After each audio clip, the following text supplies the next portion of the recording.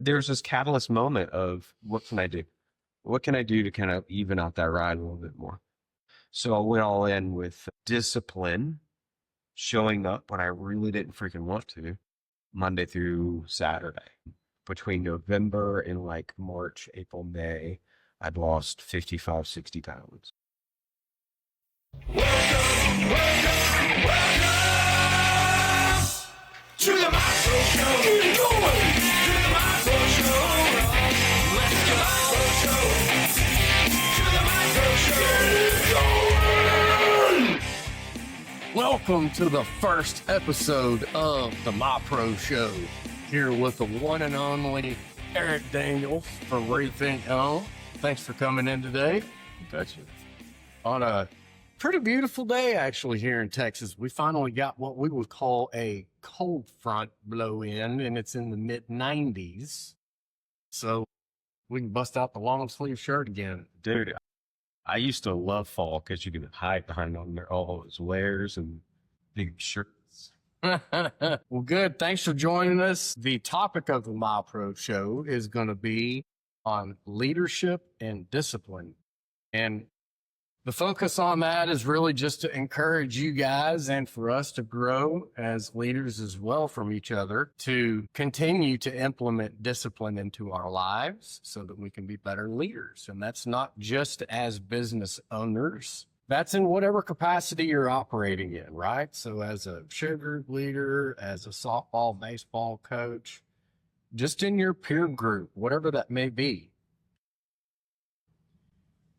So we're going to dive into that and encourage each other and hopefully encourage you and talk about our story on how we met. We've got a very impactful relationship and have had for a long time. Eric, I met you way back when we did that TLP, Townsend Leadership Program. That was a very intense coaching, and it took a year to go through that thing where it really pushed us deep on emotional intelligence. We learned empathy and all kinds of things just to make us better people. Yeah, it was a full year commitment for sure. It was an opportunity for me to step out of the pocket of people I knew. And thank God you were there. We had some great conversation, but really for people that commit, from what I've noticed in my side of the fence, is people that are able to commit and actually do what they say and show up for those things can be a huge pry bar, leverage for you and being able to communicate that and seeing the things that maybe you don't see yourself in yourself. Those groups are huge. Yeah. I'm very thankful to Pamela and Craig that headed that up. Yeah. I still occasionally see things from Pamela and see she's doing great as a mom. But I'm very grateful that you committed to that in a busy schedule and a personal thing. Like you were going through absolute heck in it. Almost died twice. Did I don't mean to literally legit almost died. Showed up with IVs. So this thing was once a month, all day long. Yeah, I think 2 of those months I showed up and had IVs hanging out of me. But I was there. Talk about being disciplined. That's what I'm saying. Let's go. It's good, baby. That was good. But that was how we met. yeah. Talk about intimidating, right? No, I'm super stoked. I've always been really stoked with the people of that group. And let's just say you, since you're sitting here right now. We got to kind of peek in behind the scenes of the things that nobody else knows. And it was relieving to know that you're not alone. You're not on an island all by yourself when it comes to either business ownership or things you want to improve on emotional intelligence. John Townsend, Henry Cloud, all of those guys created such a great platform for us to get better as people. Yeah. It was good. It was really good. Maybe we should go back. They say you're supposed to do 3 years of it. I've only knocked 1 out. Yeah, I did 1. That was enough. And I sent my wife to it the following year. Yeah. It's heavy. It was good. It was really good. But how did that, what did you take from that? I'm curious. And so these people, this course generally is fairly expensive. So give them a nugget of what you got. Well, I thought it was going to be more focused on business because there were big brains in there. It's a very small group. I think there were 8 that finished. I think there were 10 or 11 that started and a few of them fell off. But yeah, I thought it was going to be more business related, but it was really about us and how we're hardwired.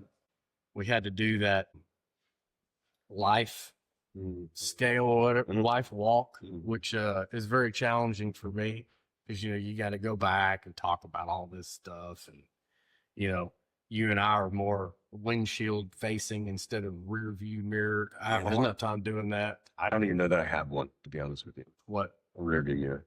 It's hard. And they made us do that. Yeah. And I understand why, you know, to help us understand how we're designed. But that helped some. Learning empathy, which I had never been taught. Don't really recall it being shown grown up. So that was like what is this? You know, you get in the well with somebody and you just sit with them and talk to them, and you're not giving advice. You're not trying to show them a way out. You're just down in there with them, you know, feeling with them and showing empathy. That was a skill set that I didn't have in my bag. But man, really all that stuff, like pay to play with those big groups, not big groups, with those big classes is what I would call of deep work. I find them fascinating, and they have always paid tenfold. However much investment that is of time and money has always been beneficial for me. So to answer your question, I would say the empathy part, and then, you know, really just kind of understanding how to ask for help, for lack of a better word, from people on like how to name it, right? But kind of stay basic instead of getting in the weeds with all the details. It's like, you know, I'm struggling right now with motivation or something like that, and understanding how to support in a leadership position from there. So what about you? Obviously, the empathy thing was huge. They really hit that home. Basically trying to replicate biblically, right? What we're talking about is what did Christ do for us, and how does that reflect in the today's intellect and emotional intelligence has always been something that I've been interested in. I can watch our parents go through the generational change that they went through and how we're different from our parents. And there's an emotional intelligence factor that builds upon generations. And so committing to that class was a big opportunity for me to make that change for my generation. Like, I don't want to, you know, lose my temper with my kids too soon, or, you know, I want to be able to recognize empathy in somebody without having to feel like I have to fix it. Things like that was just huge for me. And then applying it, because for those that don't know, I'm a big driver. I've got a really big gas tank and I go all in. And a lot of people, like you were saying earlier, at the side note, you were talking about driving really hard and how it's intimidating to others sometimes, how they just don't feel like they're going to meet the mustard. You know, they're not going to get there working with the person that is always driving. And that class really taught me to kind of scale it back and get into the neutral zone and be more accepting of the way that other people are. So that was the beginning of our relationship. Yeah, that was heavy. It's good though. It locked us in. Yeah. And, you know, we got to meet some other really good leaders. And when I say the word leader, you know, what that means to me is a leader is definitely not a boss, right? So there's a big difference between a boss and a leader. To me, what that looks like is, you know, a boss is more of like a dictator with the rules, and are you hitting your KPIs? If not, you're out, blah, blah, blah, blah. And, you know, a leader is really trying to encourage and show the way, lead, you know, by example up to a point. And then you've got to delegate or deputize that person to take over that position really and run with what that leadership kind of paved the way on. So, but we met a lot of them in there. Definitely leaders in there, because they're not just running companies, but they're leading peer groups. You know, they're leading people on social media platforms that are inspired, you know, by whatever they're doing in life. So that's the fun part of leadership to me, is it goes so far beyond just what you do at work. Yeah. It's like, who are you really down deep, right? What really fuels your fire? And and keeps you in that bracket. You know what I mean? In like a personal and professional. Right. You know, I'm not going to deflect here, but you do this really well. I suck at this. You do this really well where you are all in, getting the things done, running a professional company. You walk into your office. For those that don't know, you can go into his office right now and you can see any slew of books to choose from on team leadership. It's not him self-helping. It's him being a part of being a better leader for people or teaching people or having leaders surround you, which you do have, by the way. Great people at MyPro. And that's one of the biggest reasons why Rethink Home is very, very big on supporting you guys, because you guys can go in without any type of micromanagement whatsoever from us and take care of our people. They really appreciate that. Thank you, sir. And that's what I think that's why I'm sitting here today, is because if this is a leverage play for MyPro, great. If it's a leverage play for the people that are watching, I know they're going to get something from this. Whether it be this interview or the 17 up ahead of me, you guys really need to subscribe to this. I've subscribed to you for a long time, and I'm super appreciative to sit here today, being the first guest. Numero uno. Very, very excited to see where this goes, because you're going to do this right. Yeah. You're going to do this right. And okay, so back to vacation and driving, right? You do that really well. I suck at that. Oh, refilling the gas tank. Yeah, we're talking about offline. You say who you are. You know who you are. What is the saying goes is, can I sit in the space by myself and like who I am? Do I like who I am when I'm by myself? And That's a big question. you can honestly answer that, can't you? Yeah, for the most part, I can. I can now. I can't say that I always have been able to in Sure. the past. It takes a lot of growth. So again, the two topics, focal points here is leadership and discipline. And something that, you know, one of the main reasons why you're our first guest here is, you know, we encourage each other in the disciplinary actions that we have implemented in our lives. Sure.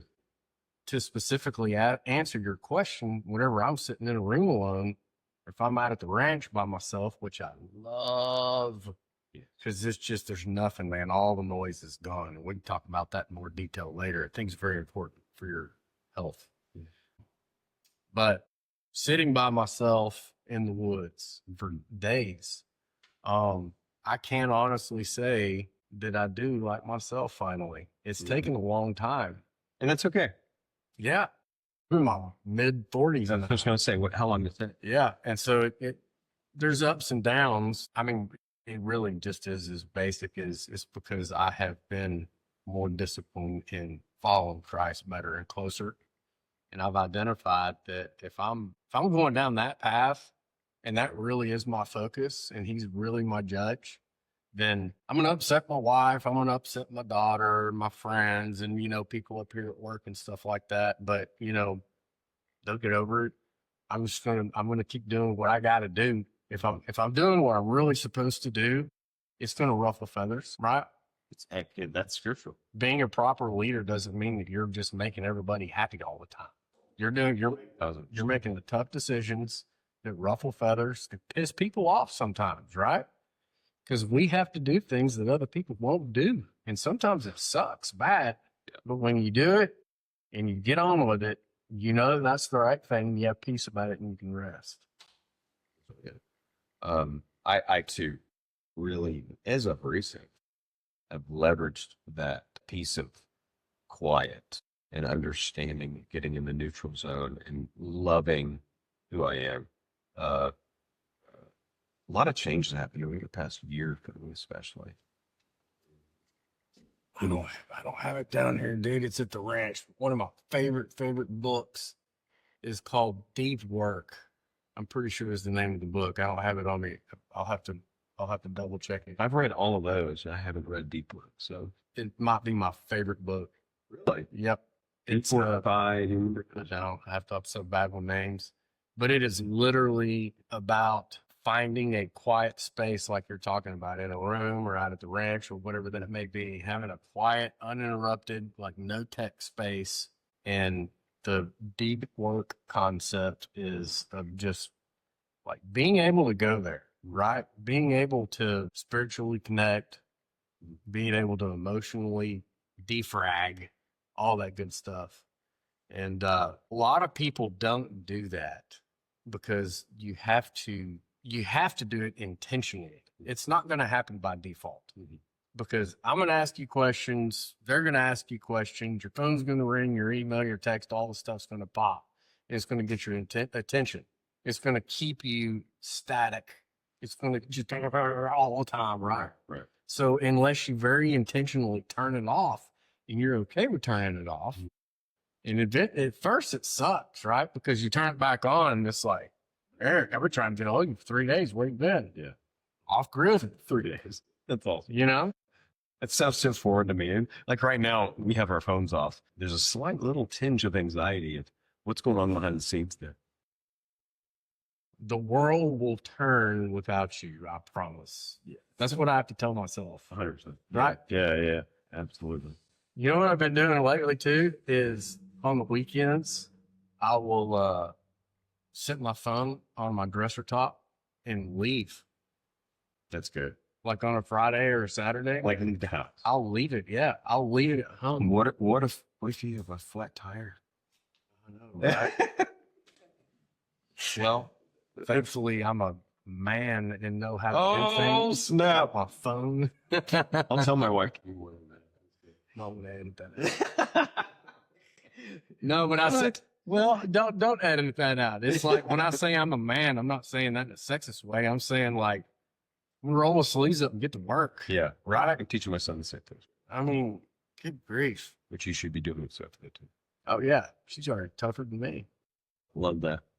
All right, so let's get back to the whole gas tank thing. We kind of derailed there. So earlier you asked me what's one of the things that I'm curious about you and how you work and stuff. And many years ago, I identified that in you is like your work ethic is bananas. Like you run harder than most. Yeah. That can be intimidating for people to join your team. It's okay. I use it as a filter, just to be truthfully honest, like brutally honest. For anybody that needs to have a lot of downtime and doesn't reach out and doesn't do things that they say they're going to do, I don't really have a lot of space for that in my business. So if that's you, then yeah, that's the wrong place to be at work. But for the people that, and I'll always credit the military for giving me a lot of that. Because I joined the military, you may not know this, I joined the military in junior year of high school. I knew that committing to something early would lock me in to a hard decision. And that hard decision for me is nobody really was in the military from my family. My grandfather was drafted and he actually climbed the Eagle's Nest after Hitler was taken out and all those things. But we weren't the family that had a bunch of military in it. So I was the first sort of front runner for the guinea pig of what does it look like behind the gates of a military base. So at 17 years old, all I knew was I liked airplanes and I knew I was not emotionally mature enough to go to college yet. So I locked in and did this thing called a delayed enlistment program. And they had you do all the things. And I want to say 20 days after graduation of high school, I was in basic training. So it gave me no time to really mess things up or, overthink it, party too much, whatever. I had to lock in and be like, I got to prepare for this thing called basic military training. And, dude, I went from, half days of senior year of high school, kind of last days going through life to Getting your ass kicked. getting the tar beat out of me. And every form psychologically was probably the worst because I'd not been away from home. I had a girlfriend at the time that needed me. I was full on not physically prepared for what was being asked of me. 3:30 in the morning, beds getting flipped over with men still attached in the bed, just not prepared for that kind of stuff. The inability to eat, just because you're either nauseous or you ran too far or you're a fat kid and you're not prepared. That all that stuff kind of locked in for the first probably, I don't know, 5 weeks of basic training was just a pure struggle. And in the back of your brain, you're like, if I don't do this, I'm going to jail. It's a different mentality. Really? Yeah. If you don't, or worse, they'll recycle you and your whole time starts over again. That 5 weeks was a waste. Oh boy.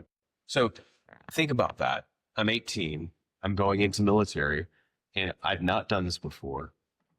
Everything of my belief system was created at that moment. There's a timestamp. Never talked about this. It's so weird. So, that was my litmus test for success. Am I going to do what I say that I'm going to do? Am I going to do it to the best of my ability? And is this honestly the hardest thing I've ever done? No, it's not. And when things do get to the point where they're that hard, I have the strength to get through those because I put myself through the valleys of the hardness. So what you're doing now is not as hard as that. Is that what you're saying? It can be, but my anxiety in the moment is not as high as it probably should be. Like I have the ability of taking risks more than most people. Yeah. I would say that. Yeah. And the reason I can is because I know when I wake up in the morning, if it's possible, I'm going to get it done. Yeah. That's how it's going to work. Isn't it so fun? Not for my It's family. addicting. It's addicting. It is addicting. But I've been running. The super challenging wins are so addicting. They are. They are. And I will tell you that growing my business has been hard because of those facts. No doubt. But where I find solace is for the people that are in other industries like yourself, people that we know, Craig Couch, all of these people that run really hard and have work ethic and all those things. That's where I find my people. Yeah. And that's why we get lockstep. And it's beautiful to see you guys have a little bit more softness though with people to be able to kind of push forward and build big teams. Because I know I'm built for more. I know I'm built for more than we're not currently.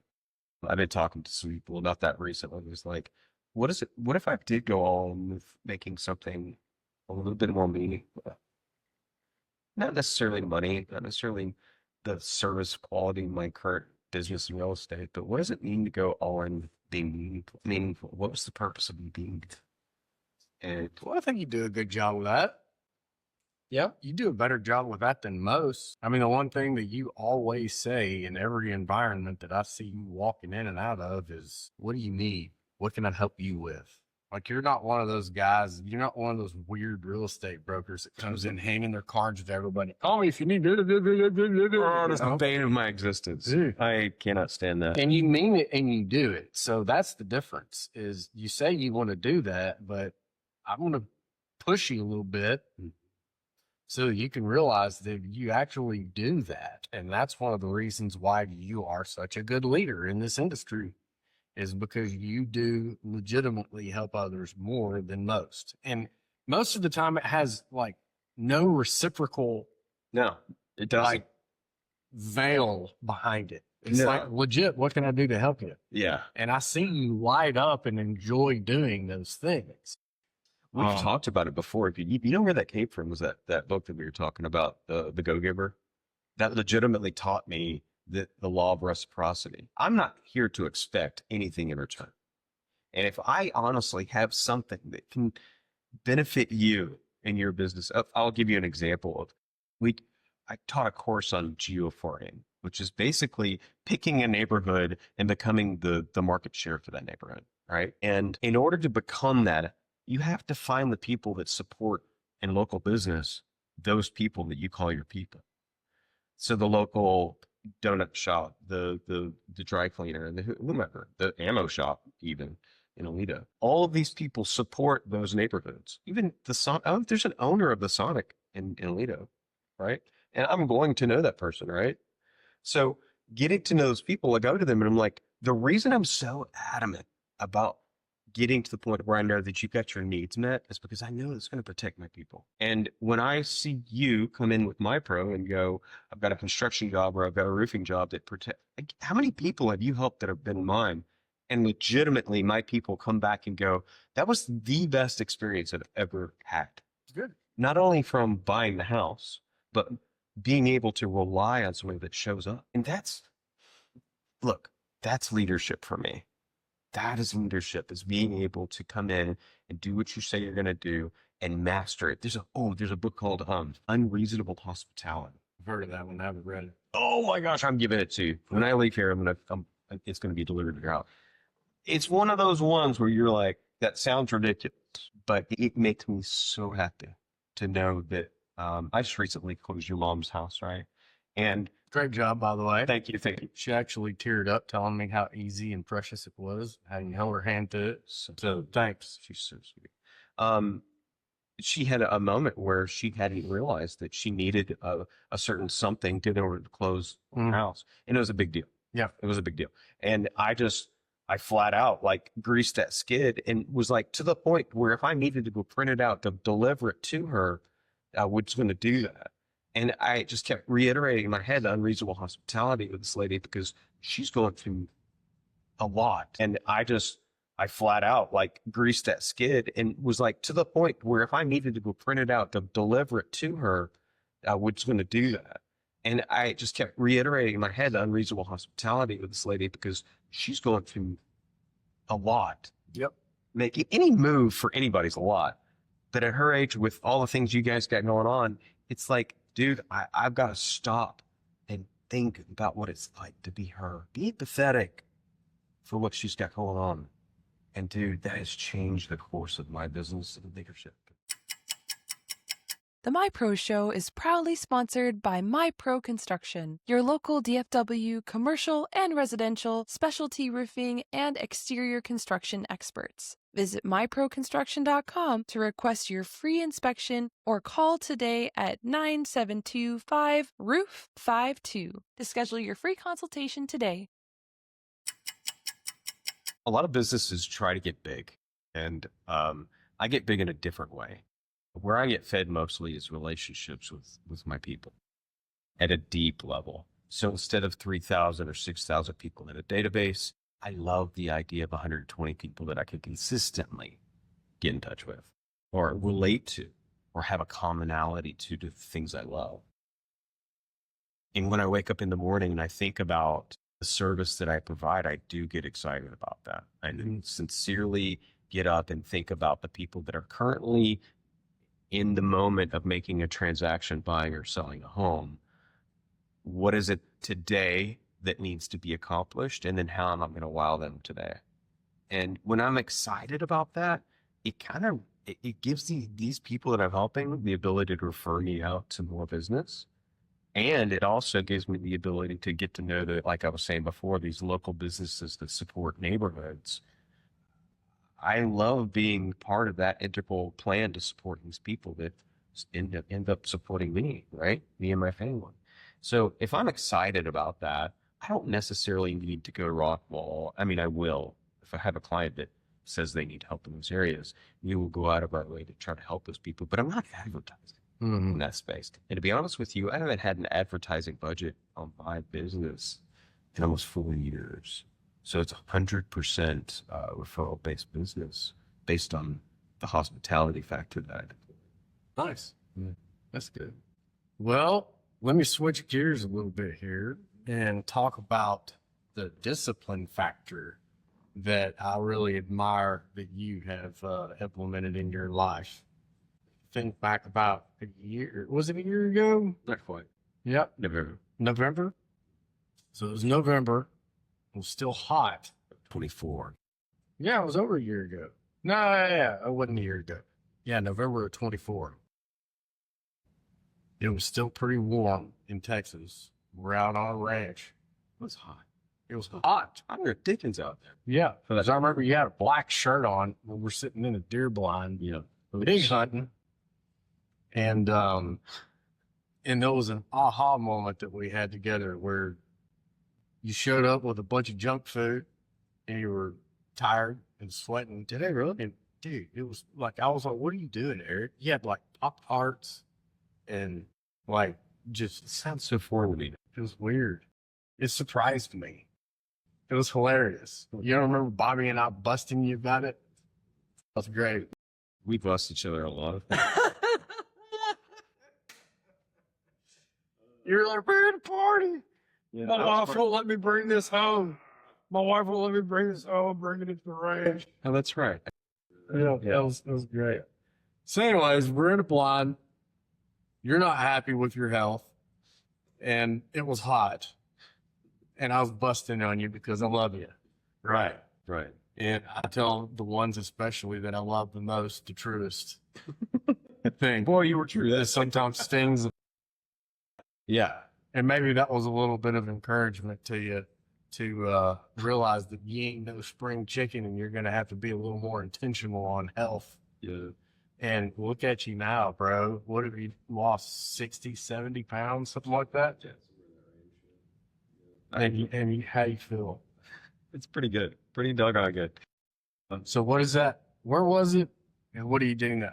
Like, let's focus in on that discipline. What I'd like to tie the knots between is what discipline or lack of discipline did you have in your personal life? Because you've always had it in your business. Yeah. You were missing that in that personal factor. And so now you did that. And then let's connect the dots on how your personal discipline is impacting your business now and your leadership skills. That is man, that's good. It's a lot. But all right, you guys have seen this. You've seen where you've got a wagon wheel, you got spokes coming off of it, and you got spirit, you've got physical health, you've got family relationships, you got outside relationships. And if one of those goes wonky, you got a pretty rough ride, in those wagon wheels. Mm-hmm. And so I had a completely lopsided wagon wheel where I went all in with business and put myself second, third, fourth, and fifth. Right. And Josh so eloquently put that I smelled like hot dog meat or something like that. Full hot dogs. Yeah, there it is. And we're sitting in this deer blind, and I thought, I've come to this crossroads before in my life. I had a coach that came to me and said, "Your health isn't what it should be. What can we do to get it back on track?" And I've always had this ebb and flow with that. And because business is easy compared to my physical health. So I left there feeling deflated, but also encouraged to know that when you wake up in the morning, someone that I look up to, you've got praise and worship music going. You've got a workout plan that you know that you're going to get to, whether even if you're in pain doing something that is hurting you, you can alternately do something. It doesn't have to be a complete turnoff. But there's this catalyst moment of what can I do? What can I do to kind of even out that ride a little bit more? So I went all in with discipline, showing up when I really didn't freaking want to, Monday through Saturday. And what that looked like is I was alternating working out with weights for the first time in my life and running, which is something I had done in the past. Between November and like March, April, May, I'd lost 55, 60 pounds. And I started getting, obviously, the more energy, the better I felt. My mood was better. Of course, business is better because of all those things. But I don't waver on that. And I think that someone that commits to something and sticks with it, kind of a going theme for us is that if I'm going to say that I'm going to do something, I'm going to do it. Yeah. If I'm going to tell you I want to be here in the morning in Arlington, I'm going to be here. Yeah. And how it's impacting me now is I'm watching loved ones around me starting to make the decision. Come on. For the same.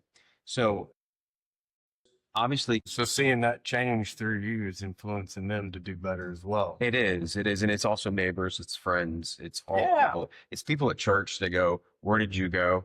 Where's the other half of you that is not missing?" Yeah. Somebody came up to me yesterday at church and was like, "Dude," and like got my core, and he goes, "That's rock solid. What the heck are you doing? I would love to know what you're doing." And that made me feel good. Every day, that's what you're doing. Mm. Yeah, that's something that I've incorporated into my life. I've never been a guy that can go to the gym. I know a lot of people do. I've tried, and I don't have time for it, man. Well, I say I don't have time for it. I think that for me, there's more efficient ways that I will do it. Home gym. Because I barely have time to do it at home. Yeah. So Yeah. It's like, yeah, the alarm goes off at 5:30. Boom, I'm straight outside, barefoot in dirt to connect with the earth. Feels good. Like this morning, it was like real wet and super dark. Yeah. Dude, it's getting Yeah. daylight late now. It's Yeah. like pitch black dark. So the blood moon up. That was Yeah. cool. Yeah. And then get in there and get after it. You know, turn the lights on and get some good, as you said, praise and worship music or a message going. So that connects my mind and my heart in the right direction, right? Instead of getting on Facebook or whatever and looking at all this stuff that, you know, is probably going to be a temptation, whether it's, you know, what everything's on there. It's a better focus for my mind. And then I'm getting my body going, you know, with calisthenics and calisthenics and exercising and things of that nature. So get your whole day started right. And, you know, cool part about that is sometimes you are super duper tired. Sometimes you're just not feeling good, but at least show up and do something, right? There have been, you know, there are days where I don't finish the full 50 minutes. You know, I get 25, 30 minutes in and I'm just like, oh my gosh, I just can't do this anymore. Yeah. So I got to go take a hot shower, get dressed for success and head off to work. Yeah. But you still showed up and you still did something. So it's not like you're losing, you know what I'm saying? I didn't work out this morning and I kicked myself because at some given point between now and midnight, I will commit to doing it. Even if it's 100 degrees outside, you'll catch me occasionally. I do these things where I'll be shirtless and not realize I'm doing a post without a shirt. You're doing it for I totally tag not I'm sure. so yeah, Bobby Andrews came up with it. he did. But it's not a fully intentional. It's me about to die because I waited too late to work out. But it really does impact. And it's funny because I've heard it 1,000 times. You guys that are listening or watching, I know you've heard it 1,000 times. You have more energy through the day. You just feel better. Your mind's better. Yeah. Everything like focus. I've heard it forever. And it took until I was like freaking 45 years old to really do it. Like really do it. Not every now and then, but like stay consistent. Minimum 5 days a week. I shoot for 6 as well. And just do something active, right? Like get your body moving for real where it kind of sucks a little bit.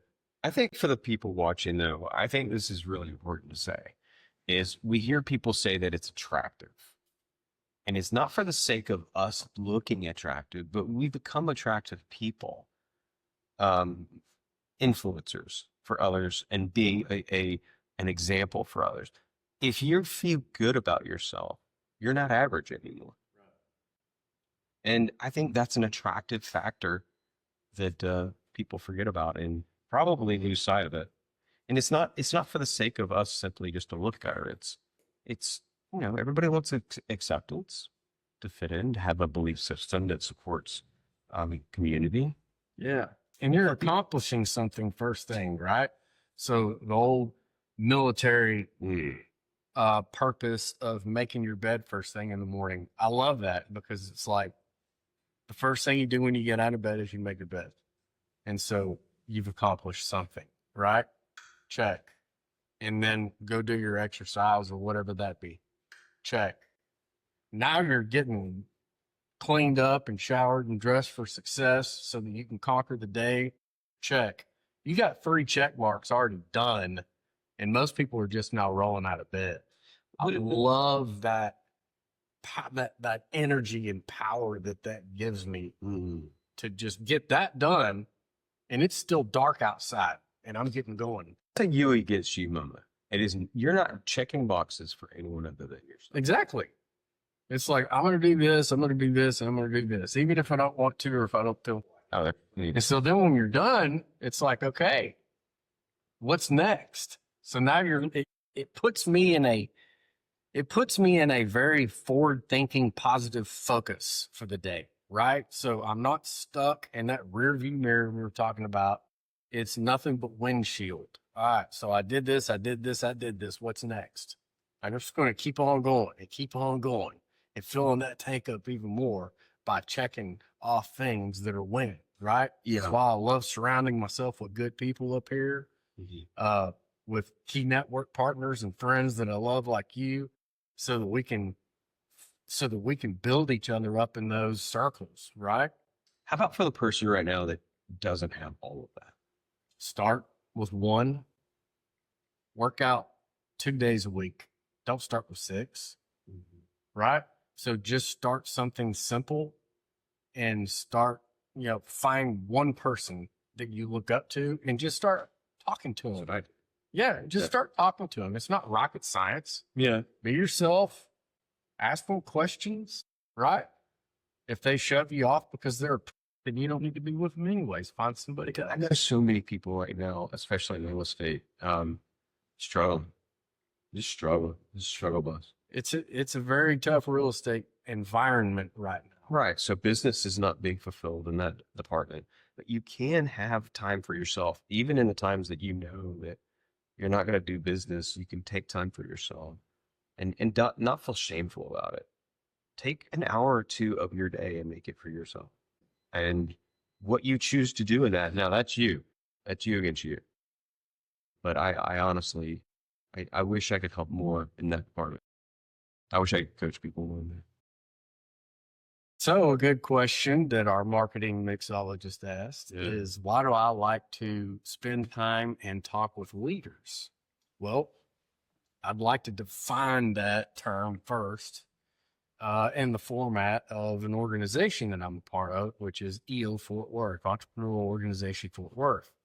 And you have to qualify to get into this organization on doing, not being a dreamer, right? You got the dreamers that, oh, I'm going to do this. Oh, I'm going to do that. And, a cool part about EO Fort Worth is you can't get in if you're just a dreamer. You got to have the pelts on the wall. But X amount of years in business, X amount of revenue, X amount of people that you're blessed to work with and all that kind of stuff. And so the fun part for me is it's the value added conversations that we have together. Okay. It's typically, if not always, windshield thinking instead of rearview mirror. What's working? Now you can touch on we do address and touch on things that don't work and how to resolve that through experience sharing, which is a great way of communicating. Instead of just giving hard advice, because I don't know your industry like you do. You don't know mine the way that I do, right? But we have similar challenges in life as leaders where we can experience share how that impacted us, what we did, and what was the result, either positive or negative. Right. And then you can take that experience and apply it into the details of what you're doing and help you make decisions and form action items from that. Mm-hmm. So communicating on that level with other leaders has been very impactful for me. And then it's just really fun too, because most leaders have a pretty wild hair on the back of their neck that they like to itch, skydiving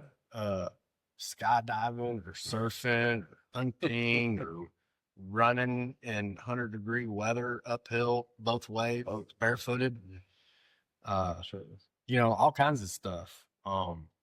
So I don't know, it's got a lot more value and interest, because it's typically like you get better, right?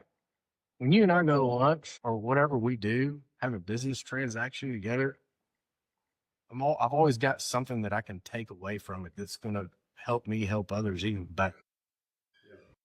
The commonality, I think, for most people that you're talking about have a hyper curiosity. And the curiosity is what fuels most of it. Because without that, you don't have a buy-in. You don't have an inkling to ask the right questions. So curiosity is definitely probably the superpower that most people miss. Yeah, man. So fascinated on getting 1% better every day. And when I miss that mark, it's like, doesn't feel real good. Right. I'm with you on that. It used to be the best. And then all of a sudden I read a few books and realized, that 1% is actually being better each day. Yeah. Just get 1% better. better every day. Why did you bring that up? Why did you bring up the EO thing? Well, I'm learning a different skill set of communicating. But that experience sharing is new. Um, And I'm taking it that you're tying it in for the people that watch it. They're not all going to join EO, no, but the common theme here was that you're surrounding yourself with people that have built some walls.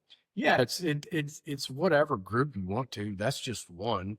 I mean, I've got a men's group from my church that doesn't cost a dime. We meet, early in the morning, and we're all leaders in whatever we do. One's a nurse, another one's a baseball coach, the other one owns a pizzeria, whatever.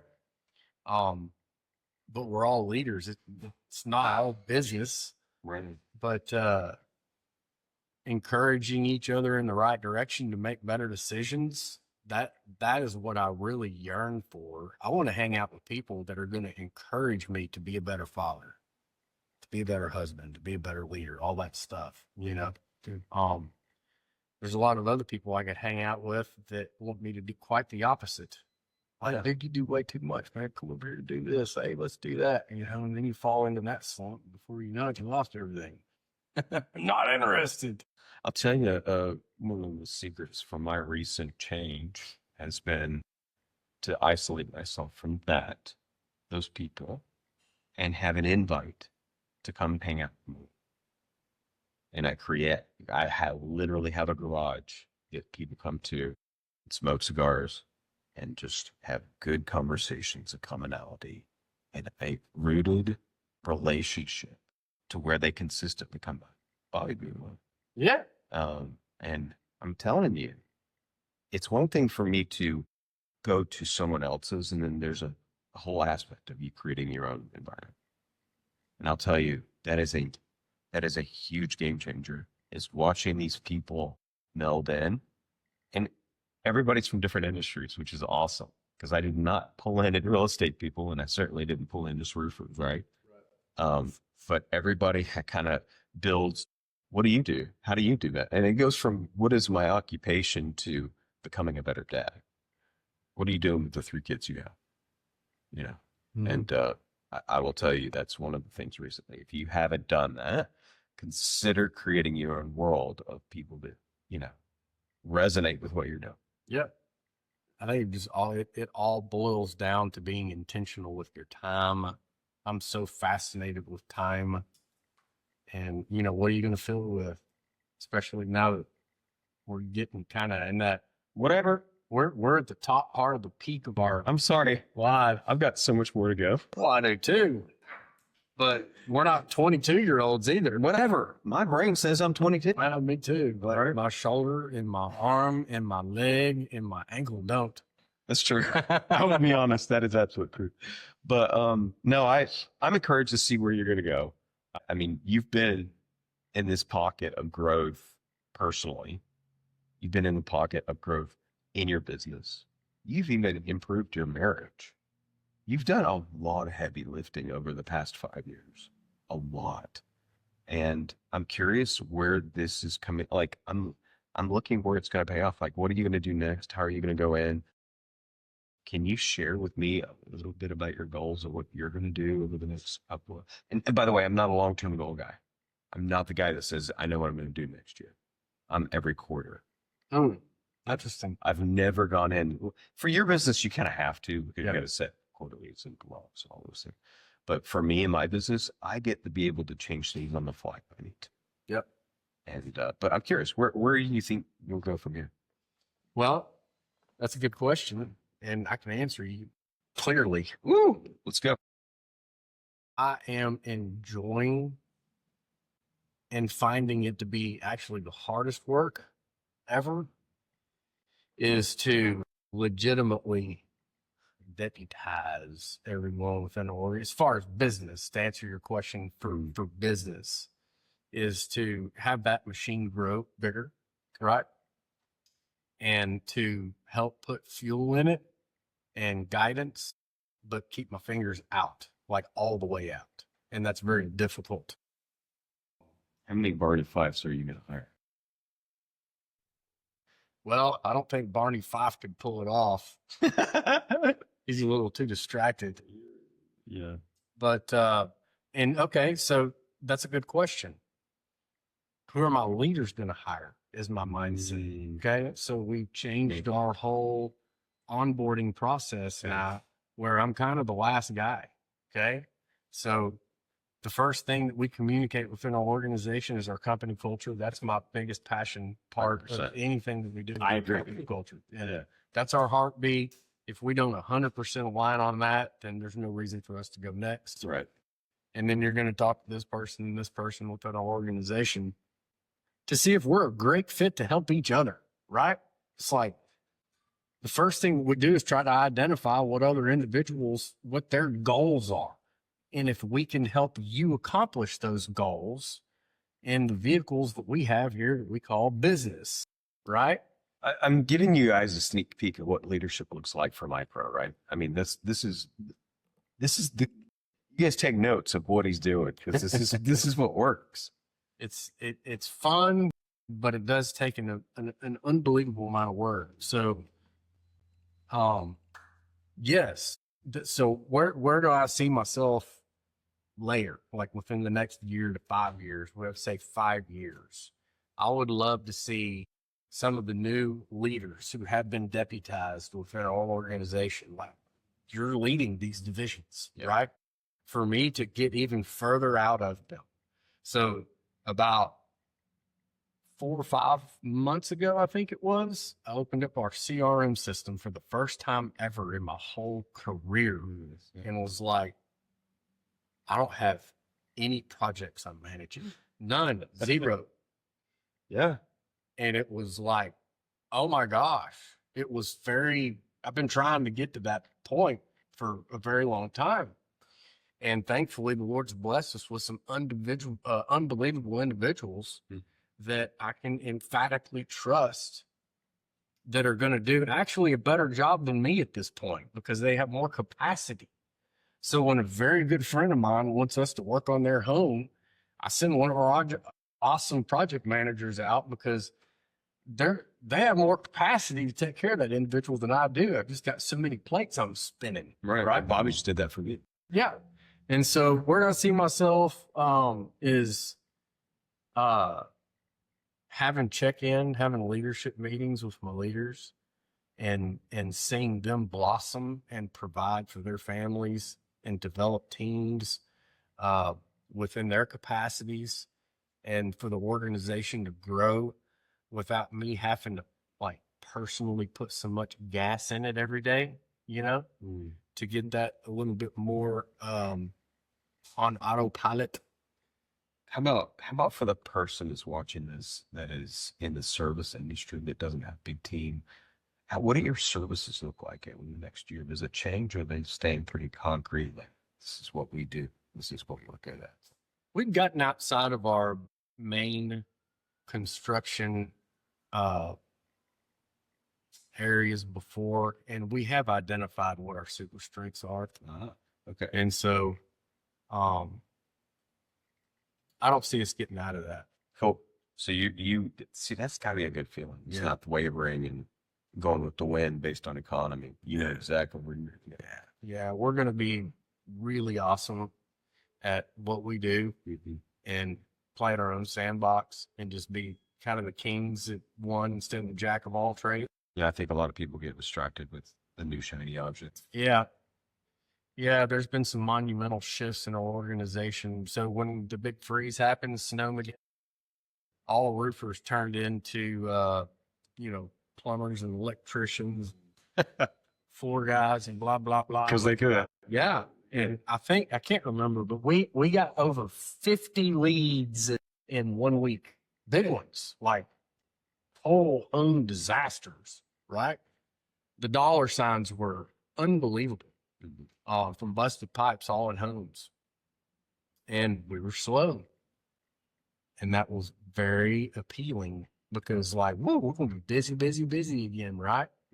We had a leadership meeting and we decided we're not going to do it. We're going to stay in our lane. It's crazy. I know I've got a great plumber that we work with. I've got a great electrician. I've got some great floor guys that do what we do that's a very small percentage of what we do when we're tying it into a bigger project, right? So we can work very well in that capacity. I couldn't stack on 50 jobs and give it to my, 3, 4 installer, 2 electricians, and 2 plumber guys. You know what I mean? That's just not what we're set up for. But I have hundreds of roofing guys, roofers, and painters and metal workers that we're awesome at, that we got over a decade experience of working together. So we can operate very efficient at a very good level and provide that top quality with rewarding, behind that. So we stay on our lane. Anyways, fast forward past that snowmageddon, like 2 or 3 months later, we weren't playing in everybody else's sandbox of trying to be plumbers and home remodelers, and we had a huge storm. Huge hailstorm hit right after that, and we had full capacity to execute, and it was awesome. And all the other roofers that were jumping out there and doing that thing were stuck trying to figure out, floor molding for Miss Smith. What are you making? 20 cents a foot on that. It's not even paying general liability. So, anyways, that's like a really good lesson. Steve. That was a tough decision to make. I think just talking about leadership and business and future, I think the number one skill that we could have right now is to learn how to communicate.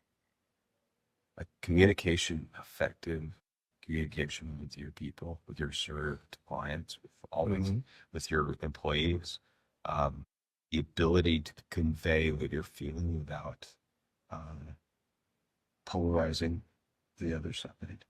The ability to convert a person that doesn't, for instance, you were on the phone when I got here today talking about a roof, and the guy decided not to go down the path of the original decision. And could that conversation have changed? And I'm not saying you did anything wrong. I'm just saying, what else inside of that conversation am I unaware of that Nick can change his mind about that big jump? And those things you got to stop and think about. What's the level of communication at? Because if that was 100%, I feel good about it. We've done that. Mm-hmm. But there are things in my business. There are things in my relationship with my children. There's this simple skill of learning how to mirror somebody in a conversation to make them feel heard that opens whole new doors. And I think that the next wave of individuals, especially if you're in your 20s right now, coming out of college, learning how to communicate at a different level will get you so much further than working hard and showing up on time. I think our parents taught us the wrong skill set for today. I'm also a believer that you don't need your 4-year degree to become successful in life. I don't find validation having a degree. I say it's worth it if you're a PhD. I'm tracking with you. But I would have pushed back on you about 5 years ago, but I've actually already told my daughter that unless you need a degree, and I do have one, I went to a private university, and it taught me how to process and think through things. Instead of going from A to Z, which is what everybody does today with the smartphone. It forced me to I got some discipline from that from a couple of good professors. Man, college has changed so much, and I don't want to deter anybody from going if that's what you want to do. But to your point, there's a handful of books that we can go over with a young woman or man that could get them up to speed pretty quickly. 4 or 5 year college. OJT it, man. But yeah, but ultimately what it comes down to is to be able to convey what's on your mind and be having other people heard. Yeah. Communicating is unbelievably important. So many people don't know how to do it right and like proper form of communication. Right? If I take 10 minutes to write in my journal the day before, so for instance, Sunday evening, I sit down in my garage with a cigar and I write down the things that I want to accomplish for the following day. And that's by Sunday evening is the day one of work. And if I don't do that, I'm lost the entire week. Interesting. And that's a level of communication. learning how to That's what write. works for you. Sometimes it's a checkbox. Sometimes it's me just scratching all over the page. Like there's no rhyme or reason. This is my space. I'll tell you that there's something powerful about that. And I'm hoping that helps somebody that if they don't know what they're doing, just sit down and write. I think that's important. I think that's the superpower for being a better person inside leadership. So I am going to give a quick plug from my boy, Eric Daniels. His real estate company is rethinkhome.com. Check it out. He does have a lot of very encouraging content that he puts on Facebook. And it's Instagram primarily. You know, I only post to Instagram. Everything pushes to Facebook. My old school one only has Facebook. She handles all of my other stuff. I don't even know how to log into it. I love it. TikTok's next. Yeah, but you've got a lot of good stuff in there that's very inspiring, and it's not just down the wormhole of real estate. You talk about encouraging others and just how you lead. So y'all check them out. Eric Daniels 2 on Instagram. Obviously my name on Facebook. And then there's one called Life of Eric's, life_of_Eric. That's the one that is unfiltered. Tattoos and all, baby. Let's get it. Shirtless. It's Thank you, Eric, for blessing us with your time here. Love you, dude. Love you. You're impacting a lot of people in a super positive way, including myself. Just keep on with Giddy on. Get it going out there.